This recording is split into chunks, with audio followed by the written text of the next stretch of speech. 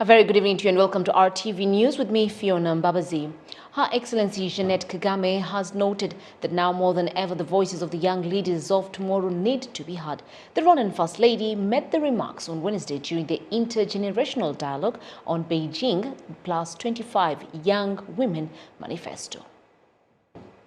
Youth lead. The dialogue was organized by the African Union in line with marking the International Day for the Elimination of Violence Against Women and Girls.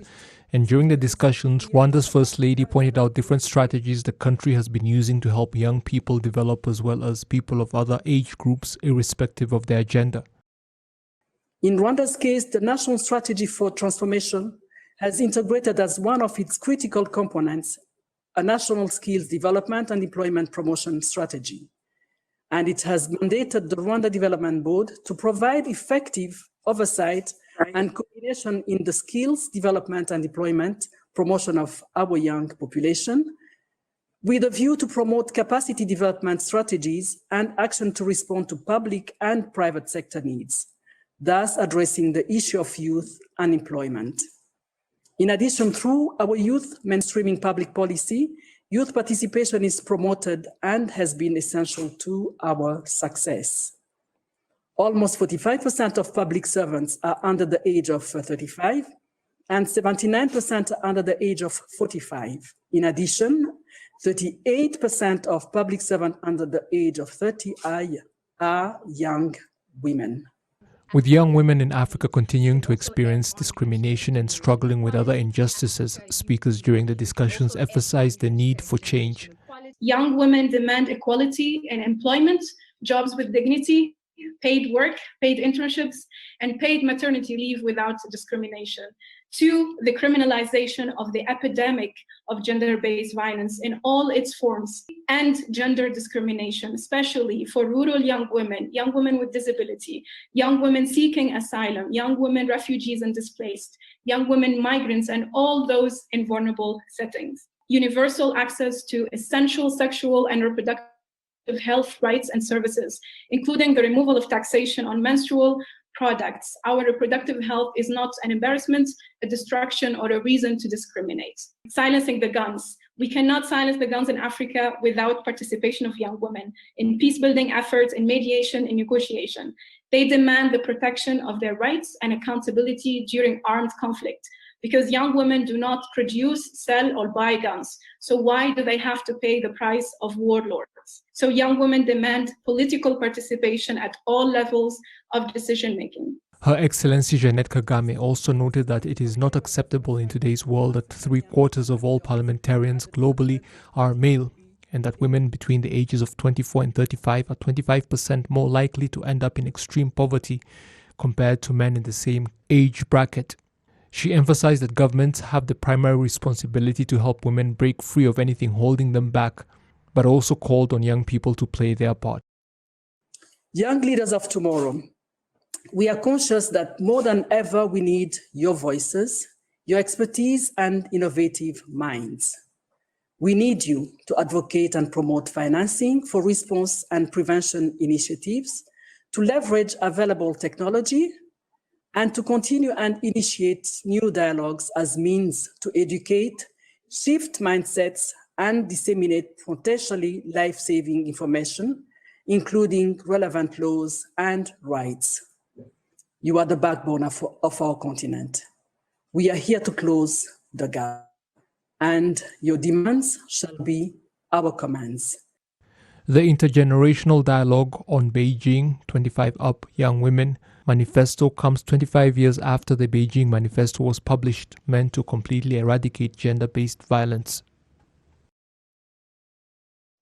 Families have been urged to join forces in combating crimes of sexual violence, which have continued to be a major obstacle to human rights and security. Now, this was during a 16-day campaign against sexual violence that was launched this Wednesday. Local residents in different areas agree that domestic violence is often the root cause of sexual violence, especially against women and girls. For example, if you have a husband with 3 children and he starts going out with other women, when you try to ask about the matter, it is in the man's nature that the violence is most likely to start from there. mibereho uko tubayeho ni nabi. We are living a miserable life. My father makes us sleep outside, with my mother running around the village to the extent of crying out to the local authorities.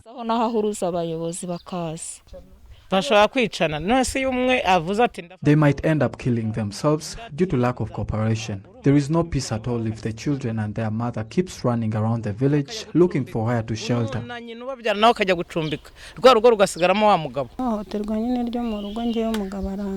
For me, my husband neglected his responsibilities, leaving me to take care of the children alone, to the extent of locking me outside the house. It has also been noted that promoting good relations is what helps avoid this kind of abuse. One has to ensure that he or she promotes good relationship with their partner, avoiding any kind of pressure on the other. For me, we live in harmony, whereby every morning when we wake up, I try to know how he is. According to a report by the Rwanda Investigation Bureau, RIB, in 2019-2020, 10,842 cases of violence were received. Of these, about 4,054 were of child sexual abuse, 86 killed by their spouses, 803 of sexual abuse, and 48 of divorce-related. The number of such crimes increased by 19.62% compared to the previous year 2018-2019, where 9,063 crimes were committed. In launching a 16-day anti-sexual violence campaign, RIB called on people to stop these crimes as they are the root cause of death in families. What we urge all people is not to keep silent about such cases, because it reaches to the level of death when both the parties fail to come to an understanding, whereby one of the two might decide to kill the other or commit suicide. Professor Baisenje Jeanette, the Minister of Gender and Family Promotion, is urging the society to join forces in combating sexual violence.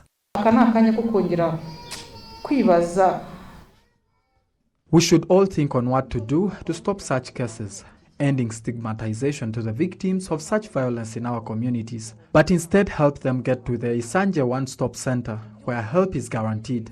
Institutions need to collaborate for us to win this fight. The Ministry of Gender and Family Promotion says that some of the causes of violence against women and girls include alcohol and drug abuse, cultural relics that outweigh the responsibilities given to boys and girls, not forgetting those that don't comprehend with the principle of equality and complementarity. Currently, there are 44 Isanje One-Stop Centers in Rwanda providing assistance to victims of violence. The theme of these anti-violence activities focus on building a society free from sexual violence. Innocent Mugabo, RTV News.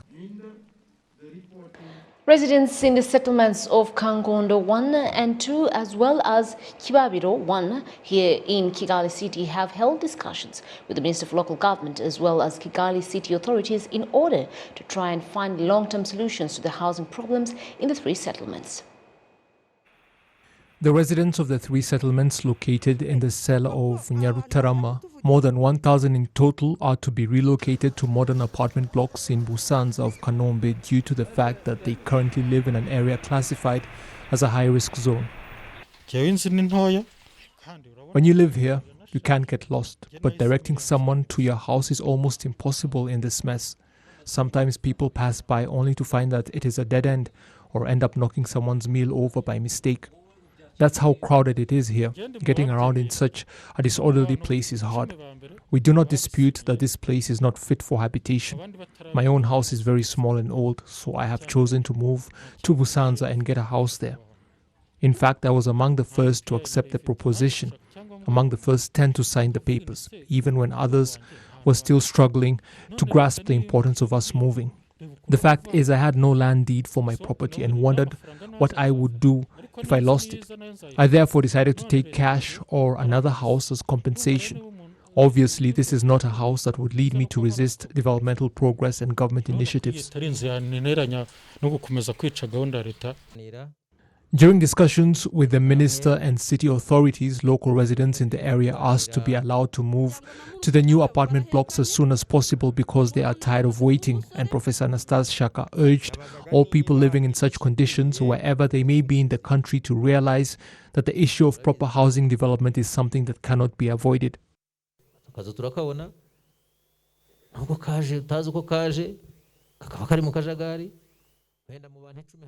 We see little houses that seemed to pop up out of nowhere, and if there is a group of 10 of them, only 3 have the proper documentation like land deeds. As Rwandans, we should talk about this and solve this problem in the country. That is what we have decided to do and the approach we have chosen.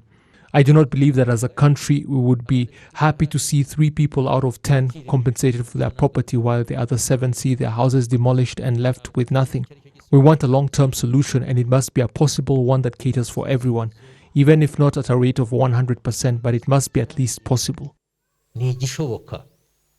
kandi ntigisubiza buri wese ni ibisubizo cyamuha bitaba ari 100%, ariko ni ibisubizo bishoboka. City authorities have confirmed that 48 local residents are to be relocated towards the end of this week, with others moving in phases. 420 houses are almost complete in Busanza, and Kigali has 640,000 residents living in high-risk zones that need to be progressively relocated as well. Legal and cultural experts say reconciliation is a good way to reduce the number of complaints in the courts. Now, this was stated in a discussion organized by the Supreme Court as part of the Judicial Week. Father Professor Nyombaire Faustin is one of the cultural experts who portray it as a source of lasting justice. He emphasizes that the way it connects not only provides justice, but also fosters good relations in society. When neighbors quarreled, they would sit in the gachacha circle, break into groups, the perpetrator confesses and repents, and they reunite. The goal is to keep the human relationship going, not to make fun of each other. During the Judicial Week, the Supreme Court described the connection as a very eye-opening one in the direction of the Rwandan judiciary. Transparency International Rwanda Director Ingabire Marie Makire and legal expert Professor Nganji Nyamfura Alphonse argue that mediation provides a number of benefits that cannot be provided by ordinary court proceedings. The other important thing that will be solved is the nature of the law, that you have to appeal in a few days, you have to have paid the same amount at the same point, and if you do not appear, then you lose, even if you are on the right.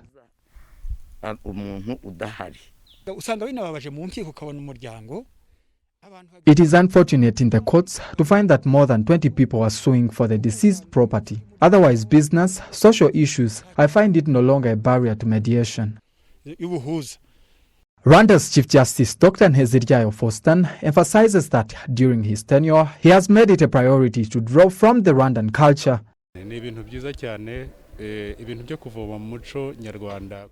It is good to draw from the Rwandan culture so that we can resolve disputes. We have different coordinators in different sectors. Some are in construction or even the financial sectors. If someone has a problem with a bank, go and show them where the problem is.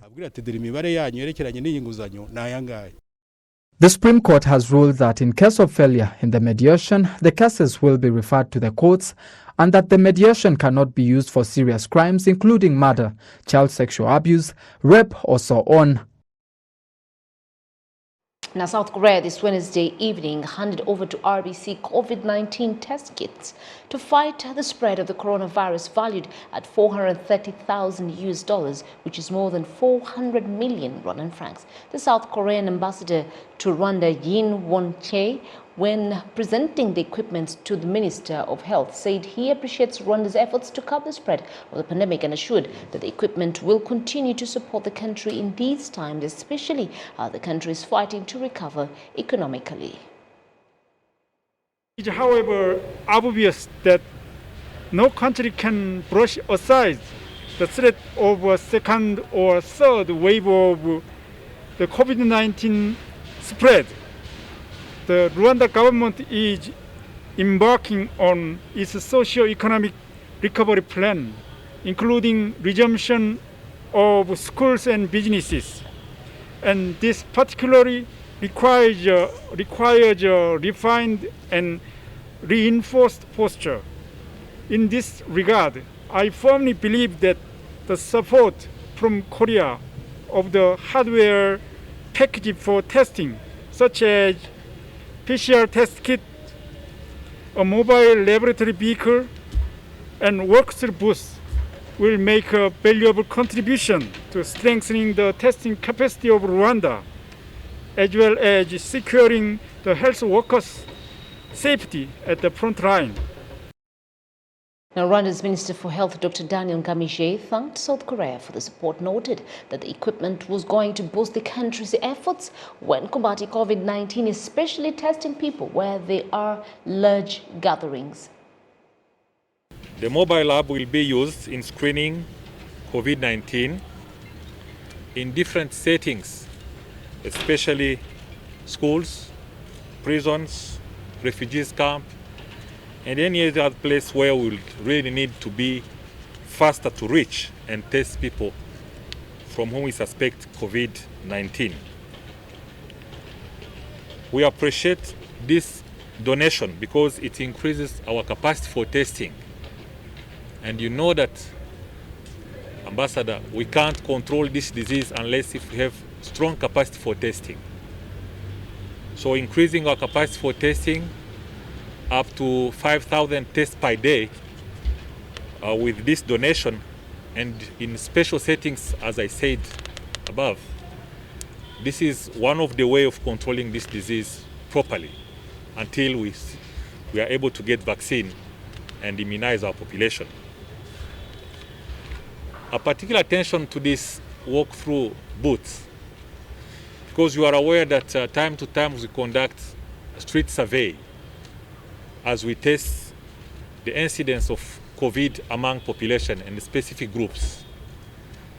As we are able to have these facilities, it's reduced the risk of infection among health personnel. And this is key because you can't control properly this disease if your staff, your medical staff, is not protected enough. The equipment consists of a vehicle that includes a mobile lab, a COVID-19 portable check-in kit, and cleaning kits for doctors who have already come into contact with patients. That means a walk-through sanitizing booth and also a variety of other COVID-19 laboratory equipment. On behalf of the entire news team that made this news possible, thank you very much for being part of us. My name is Fiona Mbabazi. Have yourselves a lovely evening and a good night. And do remember that you play an important role in flattening the COVID-19 curve in the country.